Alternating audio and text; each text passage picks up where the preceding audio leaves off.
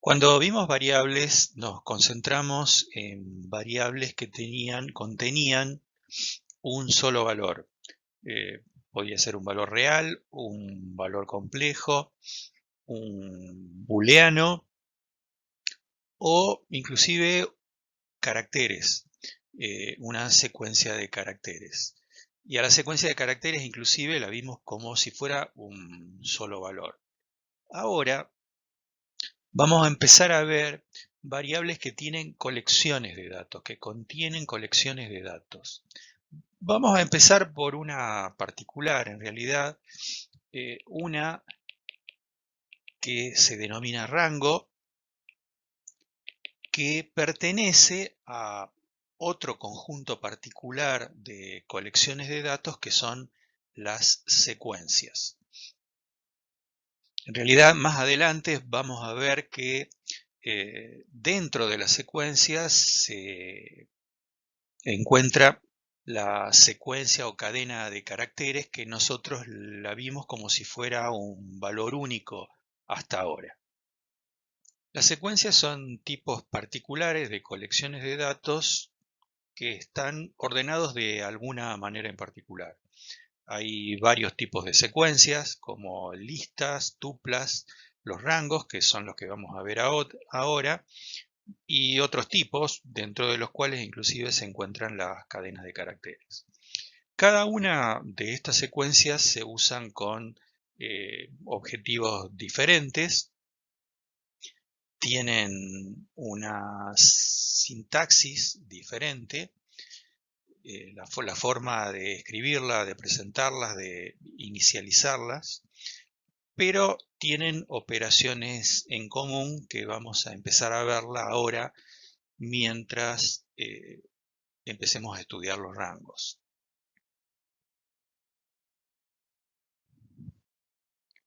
Los rangos, como secuencia particular, tienen la característica de seguir un patrón específico en el cambio de un dato a otro.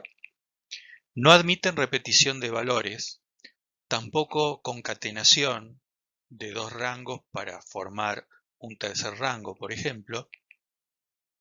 Contiene solamente valores enteros, positivos o negativos, y se obtiene a partir de la función range. Como ejemplo, si aplicamos la función range con un argumento de 3, nos va a devolver una secuencia de números que comienza en 0 y termina en el inmediato anterior al especificado con el argumento. Si aplicamos la función range con dos argumentos, 3 y 6, el primero va a ser el valor inicial, o sea 3. Fíjense que en el caso anterior, donde tomábamos un solo argumento, tomó por defecto que el valor inicial fuera 0, o sea que es lo mismo que si hubiéramos aplicado 0,3 como argumento. Entonces en este caso va a empezar con el valor 3 y va a terminar en el inmediato anterior a 6. Con eso lo que podemos sacar como primera conclusión es de que lo que figura cuando tenemos dos argumentos es que tenemos un intervalo cerrado, a la izquierda y abierto a la derecha. Finalmente, podemos usar hasta tres argumentos donde el primer argumento va a ser el valor inicial, 3. El segundo argumento va a ser el límite superior, no podemos decir valor final porque es un intervalo abierto por la derecha. Y el tercer argumento es el paso, o sea, la diferencia en la secuencia de uno a otro valor. El resultado va a ser 3, 5, 7, partiendo del primer argumento especificado, un paso de 2 y el límite impuesto abierto que es 9, por lo tanto el valor final va a ser de 7. En su forma general, entonces, la función range especifica en su primer parámetro el valor inicial, que es un límite inferior cerrado, o sea, un valor que se va a concretar en el rango que se va a establecer. El segundo parámetro es un límite superior abierto, o sea, un valor al cual no se va a llegar. Y el tercer parámetro es el paso, o sea, el incremento entre los valores, o eventualmente puede ser un decremento, como vamos a ver enseguida. Ahora, el elemento encargado de especificar el orden de la secuencia es el índice.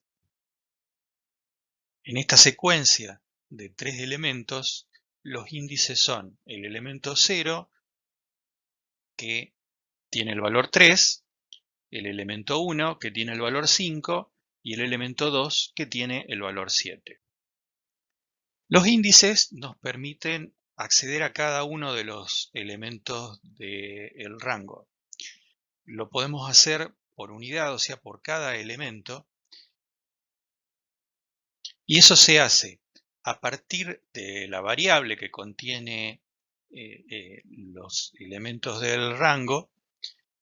Especificamos cada índice entre corchetes para que nos devuelva ese valor específico.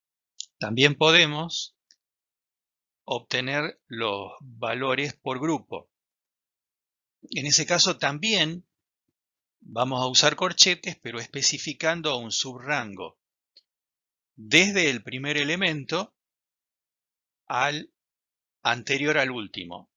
Acá se sigue el mismo patrón, donde el primer elemento sí va a estar contenido en el valor que va a devolver, y el último va a ser un intervalo abierto. Ahora vamos a desarrollar algunos ejemplos de la función range. Vamos a empezar con alguna forma un poco más simple de la que vimos. Sabemos que range tiene 3 argumentos, la función. Vamos a empezar a ver qué pasa cuando la implementamos con un solo argumento. Acá tenemos range de 10 y se va a almacenar el resultado de esa función en la variable rango 1. Le ejecutamos y pongamos, por ejemplo, averigüemos cuál es el primer valor de el rango obtenido. Ejecutamos print rango 1 del índice 0 y el valor va a ser 0. ¿Por qué sucede esto? Bien, cuando especificamos un solo argumento, el argumento especificado en realidad es el del valor superior, siempre teniendo en cuenta que es por derecha un intervalo abierto, por lo tanto el valor superior no se va a implementar, sino el último valor va a ser el anterior al valor superior especificado. Con un solo argumento, el valor inicial va a ser siempre 0 y el paso, que es el tercer argumento, va a ser siempre 1. Como el paso es siempre 1 y en este caso 10 es el límite superior por derecha, vamos a tener 10 elementos y el último va a ser el de índice 9, habiendo comenzado con el índice 0. Si ejecutamos esto, el último valor de rango 1 va a ser 9. ¿Qué pasa si ejecutamos preguntando el valor de el rango en el índice 10? Bien, en ese caso tenemos un error y lo que nos devuelve el mensaje de error es que el índice está fuera de rango, porque obviamente sería un 11º elemento y nosotros especificamos 10 elementos. Si en cambio especificamos dos argumentos, como tenemos acá, range de 100, 110, el primer elemento va a ser el valor inicial, que ese sí se va a dar por ser a la izquierda un intervalo cerrado, y el segundo elemento va a ser el último valor que no se va a dar por ser un intervalo abierto por derecha.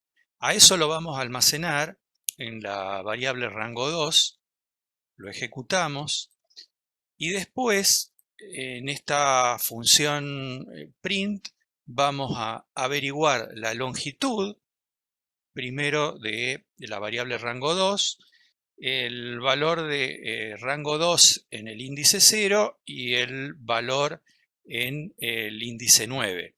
Vemos acá que especificamos el primero y el último, y el paso no, el paso va a ser de 1. Por lo tanto, lo que vamos a tener son 10 elementos del 0 al 9.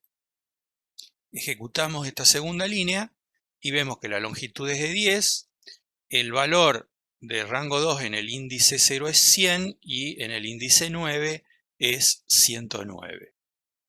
Otro ejemplo lo podemos hacer, por ejemplo, con un valor inicial negativo. En realidad podrían ser ambos negativos, pero obviamente el inicial menor que el valor final.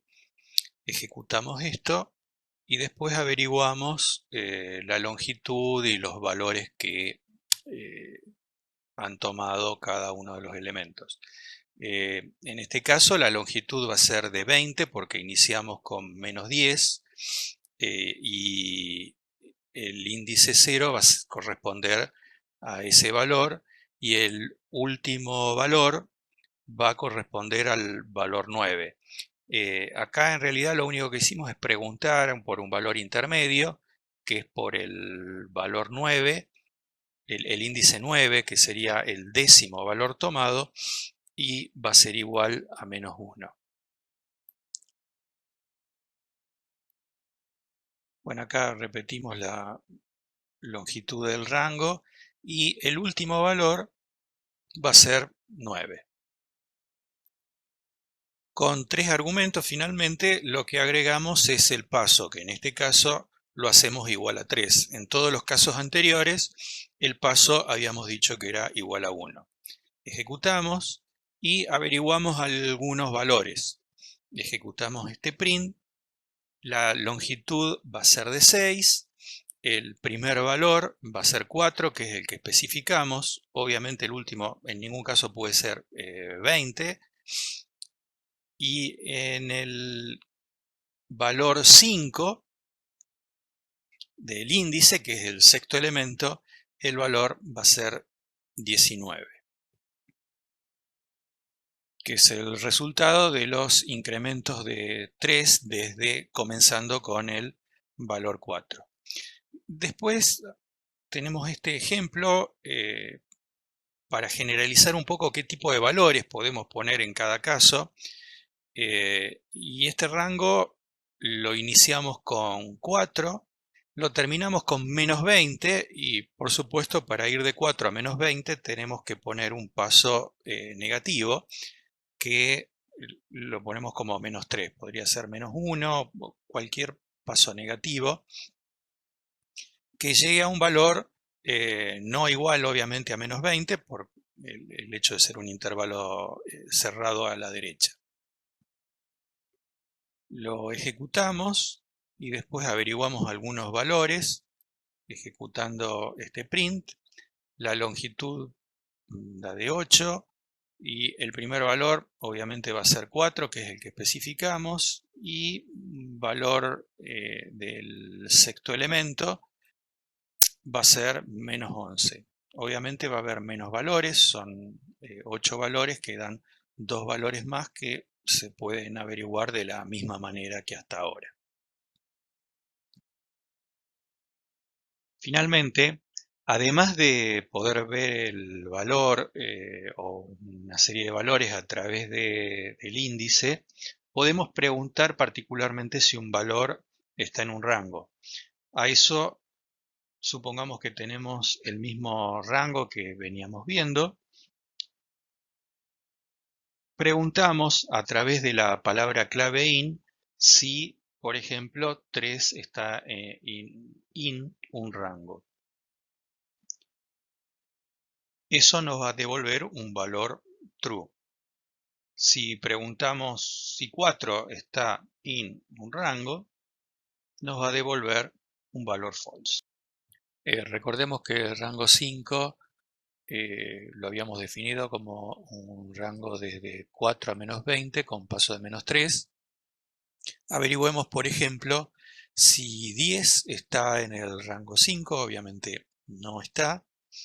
Lo ejecutamos esta sentencia y nos dice que false.